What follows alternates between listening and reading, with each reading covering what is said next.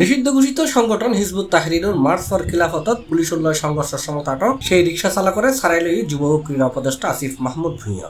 মার্চের 7 তারিখ শুক্রবার বিকাল 4:46 তার ডিবি অভিযুক্ত সারাইলে যায় তিনি। জানা গিয়ে নিষিদ্ধ ঘোষিত সংগঠন হিজবুত তাহরিরুল মার্চ ফর খিলাফতত পুলিশ উল্লয় সংঘর্ষের সময় সংগঠনের একজনের মৃত্যু দেখা গিয়ে এক রিক্সা চালু করে। এই সময় ঘটনাস্থল তার আটক করছে যৌথ বাহিনীর সদস্য। এরপরই আটকের দৃশ্য দ্রুত ছড়ায় পড়ে সামাজিক যোগাযোগ মাধ্যমত, পরে বোধকে তার মুক্তির দাবি জানায়।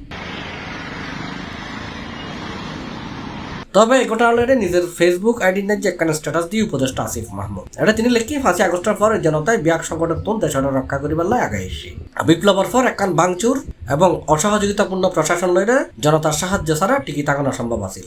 গত হালিয়ে যারা সরকারের মিস ইনফরমেশন দিয়ে নোট গড়ি রেখি আর যারা মুখোশ পরে নানা রকম ষড়যন্ত্র লিপ্ত তারাও সাবধানে যাও, জনতারে এখন আর গুল হওয়ান না যাইব, তারা বিয়াক কিন্তু যায়। আসিফ মাহমুদ আরো লিখি মামার নাম আরমান, তিনি রিক্সাওয়ালা নয়, বাইতুল মোকাররমের সামনের দোয়ানের রাজ্যে পানি সাপ্লাইয়ের কাজ করে। পুলিশেরই সহায়তা করতে চাইলে তারও হামলা করিয়ে আহত করা হয়। পরবর্তীতে আর্মি সদস্যরা তারা অ্যারেস্ট করে ডিবি সুপার করে তারে সারাইয়ের এখন ঢাকা মেডিকেলত প্রাথমিক চিকিৎসালয় লই যাওয়ার জনতাই শক্তি। C+ TV, Chittagong.